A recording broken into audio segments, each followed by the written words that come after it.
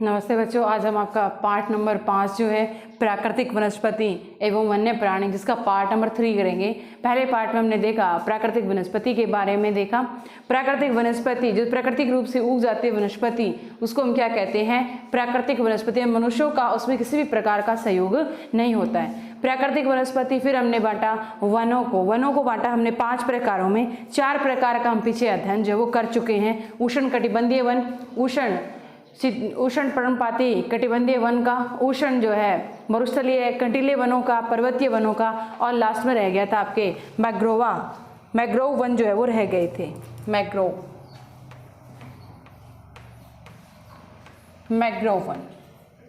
One किसको कहेंगे कि ऐसे यह वनस्पति जो है कहाँ पाई जाती है? मैग्रोव जो वनस्पति होगी वह तटवर्ती क्षेत्रों में पाई जाती है, जहाँ पर जो है ज्वार भाटा आता है कि सबसे महत्वपूर्ण वनस्पति होती है। कहाँ पाई जाती है यह वनस्पति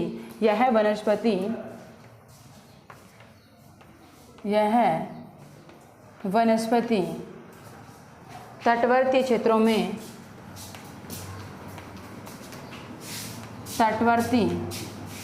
में जहाँ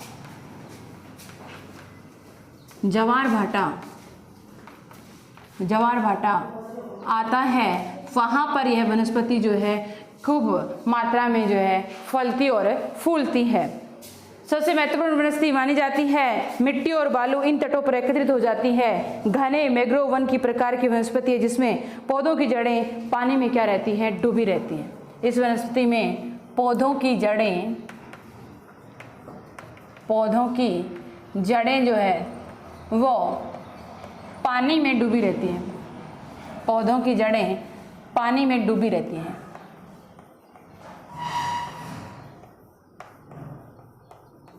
मैग्रोव वनस्पति कहाँ पर होती है? तटवर्ती इलाकों में, जहाँ पर जो है ज्वार भाटे अधिक मात्रा में आते हैं और जहाँ पर जो दलदली मिट्टी होती है, बालू की जो मिट्टी होती है, वहाँ पर ये वनस्पति उगती है और इनकी जड़ें हमेशा किस में रहती हैं? पानी में ही रहती हैं।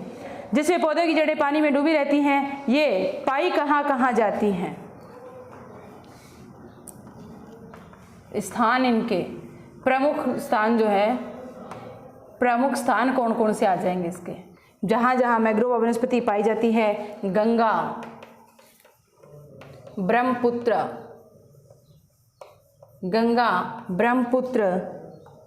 महानदी, गोदावरी,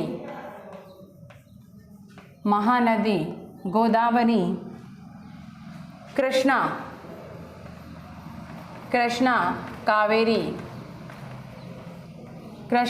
कावेरी,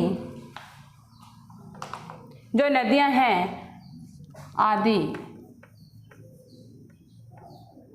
नदियों के डेल्टा भाग में जो ये वनस्पति पाई जाती है। और सर्वाधिक यह कहाँ पाई जाती हैं?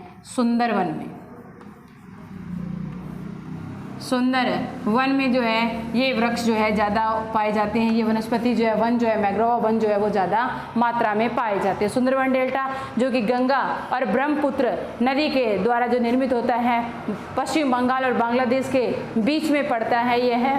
और सुंदरी वृक्ष के कारण जो है, सुंदरी वृक्ष की अधिकता के कारण इसको जो है सुंदरवन डेल्टा कहा जाता है।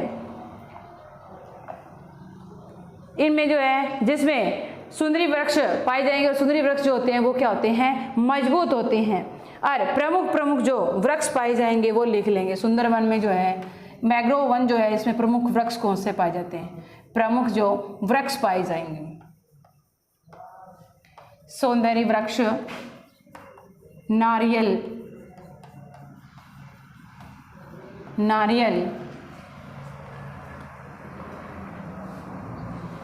ताड़, कयूड़ा और एगार के वृक्ष जो है यहाँ पर मुख्य रूप से पाए जाते हैं। प्रमुख वृक्ष किसके होंगे? सुंदरी वृक्ष होंगे, नारियल का वृक्ष होगा, ताड़ का होगा, केवड़ का होगा, और एंगार के वृक्ष जो है यहाँ पर पाए जाते हैं। सुंदरी वृक्ष ये क्या होते हैं? मजबूत होते हैं, यानी इनकी मजबूती लिए होते हैं ये वृक्ष। तो इसके कारण इसका व्यापारिक महत्व भी जो है वो रहता है। इस क्षेत्र में प्रसिद्ध क्या चीज है? मैग्रो वन में प्रसिद्ध है बंगाल रॉयल टाइगर। बंगाल के रॉयल टाइगर जो है यहाँ के प्रसिद्ध जो है जानवरों में आता है, प्रसिद्ध है यहाँ का, जो कि विश्व में सिर्फ यहीं पर जो है ये पाया जाता है। इसके अतिरिक्त जो है यहाँ जो जानवर पाए जाते हैं, इसके अलावा जो जानवर पाए जाते हैं, इसके अलावा जो जानवर होंगे उनमें हो जाएंगे कछुए, मगरमच्छ,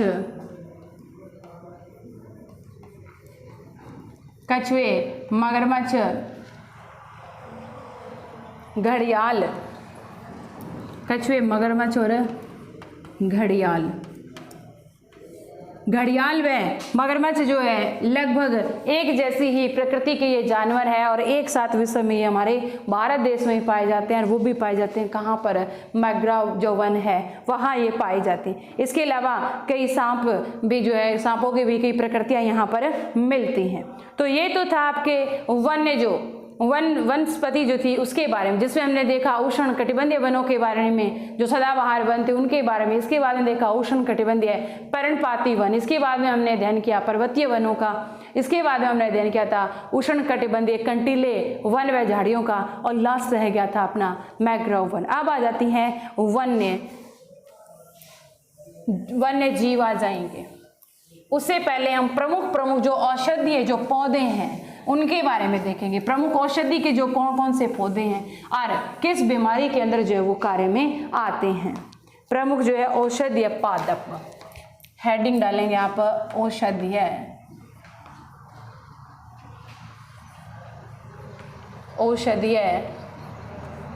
पादप। प्रमुख जो औषधि जिन पादपों से बनती है वो वाले। पहला आ जाएगा सर्पगंधा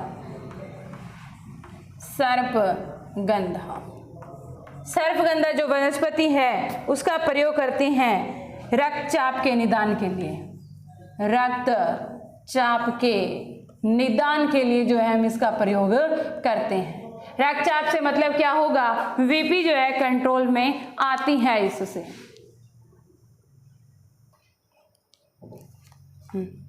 सर्पगंधा जिसका प्रयोग किसके लिए किया जाता है, रक्तचाप के निदान के लिए, यानी बीपी कंट्रोल के लिए जो इस पौधे की औषधि का प्रयोग करते हैं। और यह केवल जो है भारत में ही पाया जाता है। यह केवल भारत में ही पाया जाता है, भारत में ही पाया जाता है। सर्पगंधा जो पादप है, वनस्पति जो है वो सिर्फ कहाँ पर पाई जाती है, भारत में ही। और इसका औषधि प्रयोग क्या है, रक्तचाप के निदान के लिए हम जो इसका प्रयोग करते हैं। दूसरे आ जाते हैं जामुन। बारिश के मौसम में जो है जामुन जो है वो पकते हैं। तो पके हुए जो जामुन है, पके हुए फल जब गिर जाते हैं तो इसे जो है सिरका बनाया जाता है। पके फलों से बनता है सिरका बनता है। सिरके का उपयोग जो है अचार वगैरह में करते ताकि लंबे टाइम तक जो है ये खराब नहीं होता है। इसके अलावा जो है वायुसार व मूत्र वर्धक के लिए जो है इस औषधि का जो है प्रयोग किया जाता है। इसके साथ साथ इसके बीज जो होंगे, जामुन के जो बीज हैं, बीजों से मधुमेह की टैबलेट बनाई जाती हैं। मधुमेह, डायबिटीज जिसको बोलते हैं, शुगर जिसको बोलते हैं, उसके दवाइयाँ जो है वो किससे बनती हैं, औषधिक जो दवाइयाँ होंगी वो जामुन के जो गुठलियाँ होंगी उनसे बनती हैं। इसके बाद आ जाता है अर्जुन एक वृक्ष का नाम है। अर्जुन जो है इसके ताजे पत्तों का जो है रस निकाल करके, इसके ताजे पत्तों का रस जो है कान के दर्द में जो प्रयोग में लेते हैं। जब कान का दर्द होता है तब अर्जुन के ताजे जो पत्ते हैं उनका रस निकाल करके औषधि के रूप में जो इसे कान में डाला जाता है, जिससे कितना भी कान का दर्द जो होते हैं जो ठीक हो जाता है, ऐसा जो है माना जाता है। और यह जो है रक्तचाप की नियमितता के लिए भी लाभदायक है और साथ में ये बीपी कंट्रोल के लिए भी हैं। रक्तचाप नियंत्रण के लिए इसका प्रयोग किया जाता है। यानी नियमित हो जाता है, नियंत्रित रहता है, ज़्यादा जो है लो या जो है हाई फ्लेम जो है इसका नहीं रहता वीपी का। फिर आ जाते हैं बबूल। बबूल, बबूल का प्रयोग किसके लिए करते हैं? इसके पत्ते जो हैं, इसके पत्ते जो है, पत्ते आंख की फुंसी के लिए प्रयोग करते हैं, और गोंद का जो है इसके प्रयोग करते हैं।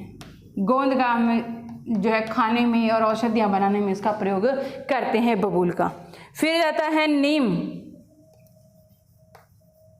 नीम जो है जैव व जीवाणु प्रतिरोधक है, जीवाणु प्रतिरोधक है। नीम के कई प्रकार के जो औषधीय प्रयोग जो है हम करते हैं, और यहाँ पर जो है जीवाणु जैसे मच्छर वगैरह हैं उसको भगाने के लिए नीम के पत्ते हैं या नीम के जो फल लगते हैं उनसे तेल बना करके और उनको जो भगाया जाता है। इसके बाद आ जाता है तुलसी। सबसे इम्पोर्टेंट रहती है तुलसी। तुलसी आगे आ जाएगा तुलसी। तुलसी पत्र, तुलसी का वैसे भी धार्मिक महत्व भी है अपने भारत देश में। तुलसी के जो पत्ते हैं उनका हम धार्मिक रूप से महत्व भी लगाते हैं। साथ साथ में क्या होता है कि जुखाम और खांसी की दवा में प्रयोग होती है तुलसी। जुखाम व खांसी की दवा में प्रयुक्त होती है। खांसी की दवा किससे बनती है? तुलसी से। जैसे घरों में कच्ची जो है तुलसी जो लगाई हुई हरी तुलसी के पत्ते डाल करके चाय में पीते हैं तो सर्दी और खांसी या जुखाम इसमें क्या रहता है, इसे लाभ जो है वो मिलता है। इसके बाद आ जाता है कचनार। कचनार दमा रोग में जो है प्रयोग करते हैं। दमा रोग की दवा में जो है इसका प्रयोग किया जाता है। ये तो थे कुछ एक आपके औषधीय पादप, जिससे हमें ये जानकारी प्राप्त हुई कि किन किन औषधीय पादपों का प्रयोग हम किस तरह से कर सकते हैं, जिनमें सर्पगंधा, जामुन, अर्जुन, बबूल, तुलसी और कचनार का हमने अध्ययन किया। अब आ जाते हैं वन्य जीवों पर। ये तो थी प्राकृतिक वनस्पति। अब पाठ का जो दूसरा भाग है वन्य जीव, जिसका हम अध्ययन करेंगे। वन्य जीव वैसे जैसे हमने स्टार्टिंग में अध्ययन किया था कि हमारे भारत देश में जो है कई प्रकार के प्रजातियां जो है पाई जाती हैं। पक्षियों की प्रजातियों की बात की जाए तो विश्व की कुल 13% जो है प्रजाति यहाँ पर पक्षियों की पाई जाती हैं। मछलियों की अगर बात की जाए तो लगभग 2546 प्रकार की मछलियाँ पाई जाती है, जो विश्व के लगभग 12% भाग है। भारत में 8 से 5 तक जो है उभयचरी, सरीसृप और स्तनधारी जानवर भी जो है लगभग पाए जाते हैं। यानी विश्व के 8 से 5% तक जानवर ये हमारे यहाँ पाए जाते हैं। स्तनधारी अगर जानवरों की बात करेंगे हम, पहले आ जाती है बात हमारे यहाँ पर जीवों की लगभग जो है 90 प्रजातियां हैं। भारत में जीवों की 90,000 जो है वो प्रजातियां हैं। 90,000 प्रजातियां जीवों की। और देश में लगभग पक्षी की अगर बात करेंगे पक्षियों की, तो पक्षियों की प्रजातियां लगभग हमारे यहाँ पर 2000 से अधिक हैं। 2000 से अधिक हैं। फिर आगे अगर हम बात करेंगे तो ये मछलियों की बात अगर हम करेंगे तो लगभग हमारे यहाँ पर मछलियों की कितनी प्रजातियां हैं? 2546 प्रकार की जो है मछलियाँ पाई जाती हैं। अब आ जाते हैं स्तनधारी जानवरों पर। कई प्रकार के उभयचरी जो जलों भी रहते हैं, स्थल पर भी रहते हैं, रेंग करके चलते हैं, उड़ते हैं और भारी भरकम जिनका शरीर होता है। तो सबसे पहले हम स्तनधारी की बात करेंगे। तो भारत में अगर स्तनधारियों की बात की जाए तो स्तनधारी जानवरों में सबसे बड़ा जानवर कौन सा है? स्तनधारी जानवर सबसे बड़ा कौन सा है? हाथी। हाथी है या नहीं है बड़ा? सबसे बड़ा रहता है ना हाथी। लेकिन जंगल का राजा कौन रहता है? शेर। अपने ताकत के बलबूते पर जो है वह शेर जो जंगल का राजा है। और अगर स्तनधारियों में सबसे बड़े जानवर की बात की जाएगी तो क्या है? हाथी है। अब आ जाते हैं हाथी सबसे अधिक महत्वपूर्ण, ये पाए कहाँ जाते हैं? हाथी जो है असम, कर्नाटक, असम, कर्नाटक और उष्ण व आंध्र वनों में जो है पाए जाते हैं। इसके बाद आ जाता है एक सींग वाला गेंडा। एक सींग वाला गेंडा, ये हमारे भारत देश में ही पाया जाता है। एक सींग वाला गेंडा असम में उष्णकटिबंधीय क्षेत्रों में दलदली जो क्षेत्र है वहाँ पर जो ये पाया जाता है। कच्छ के रण तथा थार मरुस्थल में क्रम से जंगली गधे और ऊँट मिलते हैं। अब आ जाती है कच्छ के रण की बात। कच्छ के रण व मरुस्थलीय जो प्रदेश है, मरुस्थलीय जो प्रदेश है वहाँ पर क्या क्या चीज़ें पाई जाती हैं? जंगली गधे, जंगली गधे जो है वो ज़्यादा पाए जाते हैं हमारे यहाँ। इसके अलावा और ऊँट, मरुस्थल में सबसे ज़्यादा क्या पाए जाते हैं? ऊँट। क्यों पाए जाते हैं? क्योंकि ऊँटों को कम पानी की आवश्यकता होती है और कई दिन ये बिना पानी के भी रह सकते हैं और इनके पाँव कैसे होते हैं? गद्दीदार, जो कि दोहरे जो होते हैं मरुस्थल के उनमें जो है इनके पाँव धंसते नहीं हैं। और साथ के साथ में ऊँट को क्या कहा जाता है? मरुस्थल में जो है इसको हवाई जहाज भी कहते हैं। मरुस्थल रेगिस्तान का जहाज जो है किसको कहा जाता है? ऊँट को कहा जाता है। और ऊँट को जो है अभी राज्य पशु श्रेणी में भी जो है शामिल कर लिया गया 2014 में। इसके बाद आ जाती है अन्य जो प्रमुख जानवर आ जाएंगे, ये तो आ जाते हैं मरुस्थल के जानवर। इसके अलावा जो जानवर आ जाते हैं, प्रमुख जानवर जो भारत में पाए जाते हैं, जो वन्य जीव जो है वो भारत में पाए जाते हैं, इनमें आ जाएंगे आपके भारत में पाए जाने वाले जानवर। तो भारत में जानवर जो पाए जाते हैं, भैंसा, नीलगाय, भैंसा, नीलगाय, चौसिंघा, छोटे हिरण, छोटा हिरण,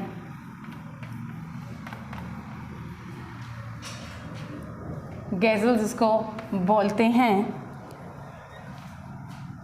और हिरण की काफ़ी प्रजातियाँ, हिरण की प्रजातियाँ, हिरण की प्रजातियाँ जो है लगभग ज़्यादा पाई जाती हैं। छोटे हिरण है, बड़े हिरण है, और जिनमें काले हिरण भी आ जाएंगे, वाइट हो जाएंगे, गज़ल टाइप के हिरण भी आ जाएंगे।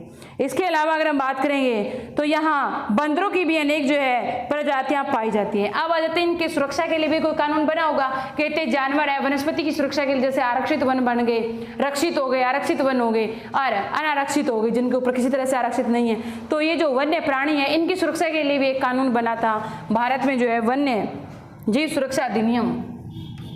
भारत में वन्य जीव सुरक्षा अधिनियम, वन्य जीवों की सुरक्षा के लिए एक अधिनियम बना था हमारे भारत देश में। वह अधिनियम बना 1972 में लागू हो गया था। 1972 में लागू हुआ था ये नियम कि वन्य जीवों की हत्या जो है या वन्य जीवों का अनावश्यक रूप से जो है शिकार नहीं किया जाएगा। क्योंकि व्यापार के लिए जो है व्यापारी क्या करते हैं, जैसे हाथियों का शिकार कर लिया, हाथी दांत के लिए, शेर का शिकार जो वो कर लेते हैं उसकी खाल के लिए, और हिरण जो उनका शिकार कर लेते हैं उनके सींगों के लिए। तो ऐसा अगर देखते हैं तो वन्य कानून जो बना हुआ है उसके तहत जो सजा का भी प्रावधान जो किया गया है। फिर आगे जाते हैं गुजरात के गिर जंगल जो होंगे वहाँ पर बाघ जहाँ पाए जाते हैं वहाँ पाए जाते हैं। मध्य प्रदेश में, झारखंड के वनों, पश्चिम बंगाल में, सुंदरवन हिमालय क्षेत्र में पाए जाते हैं। बिल्ली जाति के सदस्यों में यहाँ पर पाया जाता है। हमारे यहाँ पर बाघ, शेर, तेंदुआ और बब्बर शेर ये हमारे यहाँ भारत में पाए जाते हैं। बिग कैट इनको बोलते हैं, यानी बिल्ली प्रजाति के ना, बिल्ली छोटी होती है, और बिल्ली प्रजाति के बड़े जानवर जो इनको बोलते हैं, जैसे शेर है, बाघ है और तेंदुआ। हिमालय क्षेत्रों में पाए जाने वाले जानवर अपेक्षाकृत क्या होते हैं? कठोर जो जलवायु है उसको सहन करने वाले होते हैं और अत्यधिक ठंड में भी वो जीवित रह जाते हैं। यानी पहाड़ी इलाके के जैसे याक है वो पहाड़ी इलाके में रह सकता है। यहाँ अगर मरुस्थल की बात की जाए तो मरुस्थल में जो ऊँट रह सकता है, तो इसी तरह से जो है ये जो पहाड़ी इलाके में जो रहेंगे कठोर जलवायु जो ग्रहण कर सकते हैं, और मरुस्थलीय इलाके में जो जानवर रहते हैं वो मरुस्थल की जलवायु ग्रहण कर सकते हैं, उसमें जो है जीवित रह सकते हैं।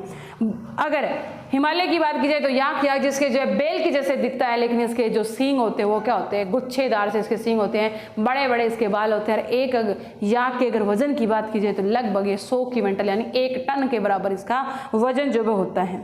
इसके अलावा कियांग तिब्बती जंगली गधे भी यहाँ पाए जाते हैं। कहीं कहीं पर जो है लाल पांडा भी पाया जाता है। फिर आते बर्फीले क्षेत्रों की बात करेंगे या हिमालय क्षेत्र के जानवर।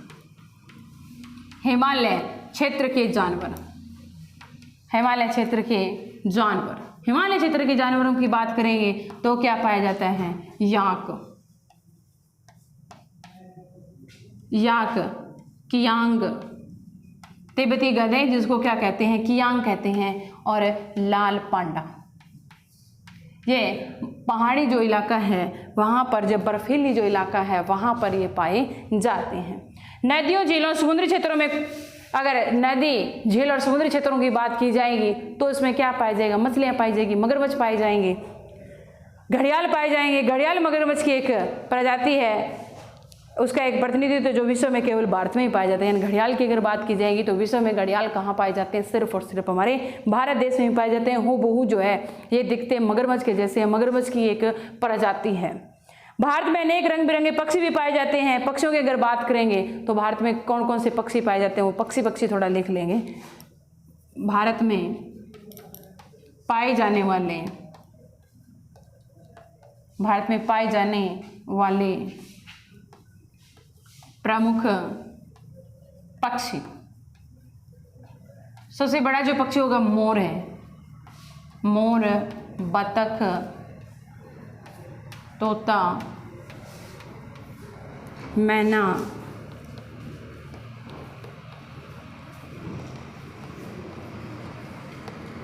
तोता, मैना, कबूतर आदि जो है, और सारस, और लिख लेंगे सारस। इनके अलावा अन्य पक्षी भी पाए जाते हैं, लेकिन रंग बिरंगे और ठीक वाले पक्षी जो है यही है। इसके बाद आ जाते हैं कि जानवर में बोझ होने, कृषि कार्य करने, यातायात के साधन के रूप में मदद करते हैं। इनसे जो कई चीज़ें प्राप्त होती हैं, मांस, अंडे, पंख प्राप्त होते हैं। मछली से पौष्टिक आहार मिलता है, और वृक्षों के प्रांगण से मदद से हानिकारक कीड़ों के जैविक नियंत्रण भी ये रखते हैं। लगभग जो है पादपों की अगर बात की जाएगी तो पादप हमारे देश में पाए जाते हैं। 1300 पादपों की प्रजातियां जो वो पाई जाती हैं, और पादप जो है प्राकृतिक संतुलन को बनाए रखते हैं। अगर हम पेड़ों को ज़्यादा मात्रा में नहीं काटेंगे तो वे क्या करेगा? प्राकृतिक संतुलन बनाए रखेगा। जंगली जानवरों को नहीं काटेंगे तो जंगली जानवर जो है अपने आप ही खत्म हो जाते हैं, एक जानवर को दूसरा जानवर खा जाता है। खाद्य श्रृंखला के बारे में जिस तरह से आपने पढ़ा होगा कि एक पादप जो है उसको जैसे मान लिया जाए कि चूहा खा जाता है, चूहे को सांप खा जाता है, सांप को जो है बाज खा जाता है, और बाज फिर मरने के बाद में क्या हो जाता है? बाज का वो मिट्टी में मिल जाता है, पौष्टिक आहार जो है। इस तरह से क्या होगा? प्राकृतिक संतुलन जो है वो बना रहता है। लेकिन अगर हम इस संतुलन का जो अत्यधिक जो जैसे जानवरों को ज़्यादा मार दिया, पेड़ों को ज़्यादा काट दे, तो इससे क्या होगा? प्राकृतिक संतुलन बिगड़ेगा और हमारी पृथ्वी का तापमान बढ़ेगा, जिससे हम क्या कहेंगे? ग्लोबल वार्मिंग उसको कहा जाएगा। अपने देश की पादप और जीव संपत्ति की सुरक्षा के लिए सरकार ने कई कदम उठाए हैं। पहला कदम क्या उठाया है? देश में जो है, नेक्स्ट आप लिखेंगे, वन्य जीवों की सुरक्षा के लिए, वनस्पति की सुरक्षा के लिए सरकार के द्वारा किए गए कार्य। नेक्स्ट पॉइंट डालेंगे,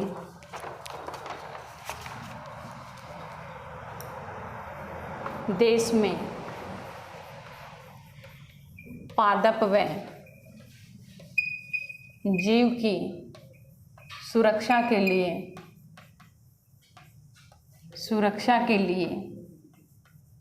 सरकार द्वारा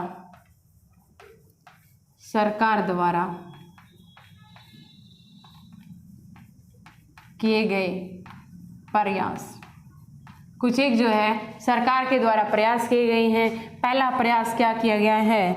देश में 18 जीव मंडल आरक्षित क्षेत्र, देश में 18 जीव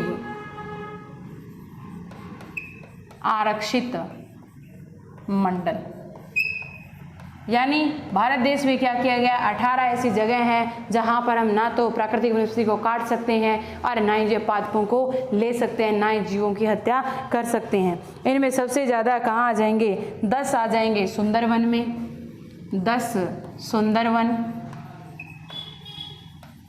सुंदरवन डेल्टा जो है वहाँ नंदा देवी,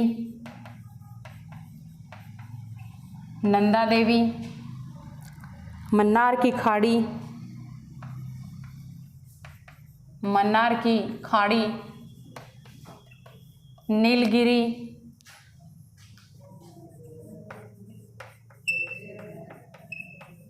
नीलगिरी, इसके अलावा जो है ग्रेट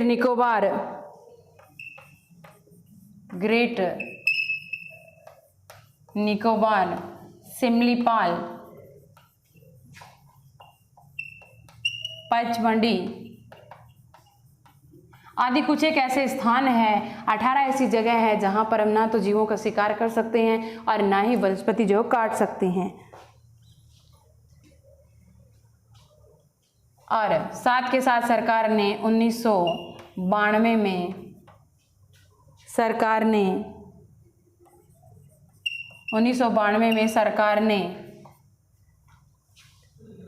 पादप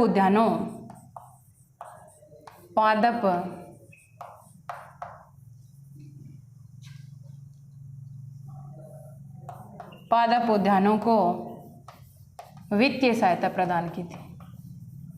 वित्तीय सहायता जो है वो प्रदान की थी। पादप जो उद्यान है उनको सरकार के द्वारा जो है वित्त दिया जाता है। इसके अलावा आ जाएगा शेर संरक्षण, गेंडा संरक्षण, भैंसा संरक्षण कार्यक्रम चलाए गए। शेर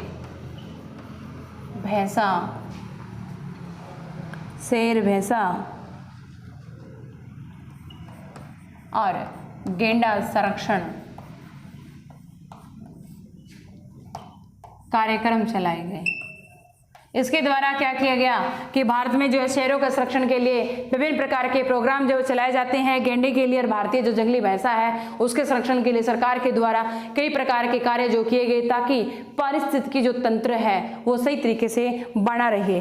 भारत में 103 नेशनल पार्क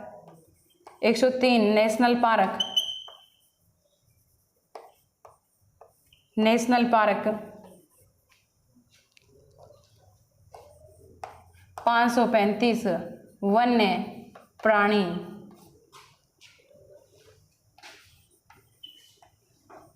अभ्यारण्य जो वो बनाए गए हैं। भारत सरकार के द्वारा कई योजनाएं की गई हैं जिसमें 103 नेशनल पार्क बनाए गए हैं, 535 वन्य प्राणी अभ्यारण्य व चिड़ियाघर जो है वो बनाए गए हैं। चिड़ियाघर जो है वो बनाएंगे। लुप्त प्रजातियां जो है उनको बचाने के लिए सरकार जो है हर प्रकार से सहायता जो है वो कर रही है। अब आ जाते हैं आज के होमवर्क पर। 5 एक क्वेश्चन जो है आपको करने हैं।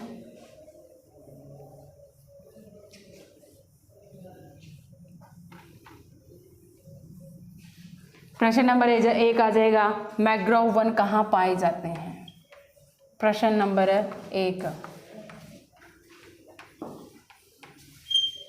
गृह कार्य, मैंग्रोव वन कहाँ पाए जाते हैं। तो जहाँ पर दलदली क्षेत्र होगा वहाँ पर ये वनस्पति जो उगती है प्रमुख रूप से कहाँ पाए जाते हैं पूछा हुआ आपसे, तो गंगा, यमुना, गंगा, ब्रह्मपुत्र, कावेरी, महानदी वो इलाके आपको लिखने हैं। प्रश्न नंबर 2, प्रश्न नंबर 2 में आप लिखेंगे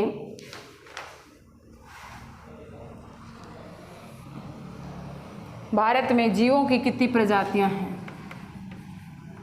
भारत में जीवों की कितनी प्रजातियां हैं।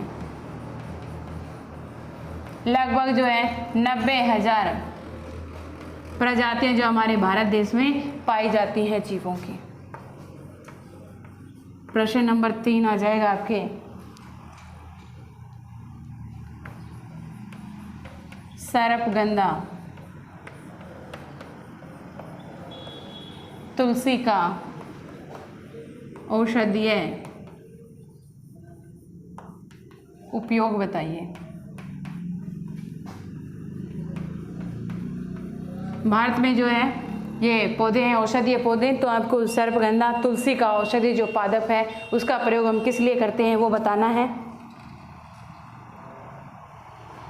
प्रश्न नंबर आ जाएगा 4, भारत में वन्य जीव संरक्षण अधिनियम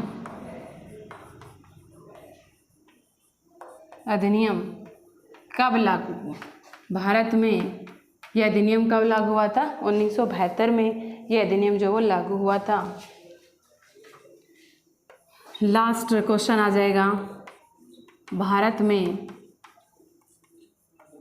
प्रमुख पक्षी कौन कौन से पाए जाते हैं? पक्षी कौन कौन से पाए जाते हैं? कौन कौन से पक्षी जो है वो भारत में मुख्य रूप से पाए जाते हैं? तो इसी के साथ में ये आपका जो 5वां जो चैप्टर था प्राकृतिक वनस्पति एवं वन्य प्राणी वो ख़त्म होता है। Thank you.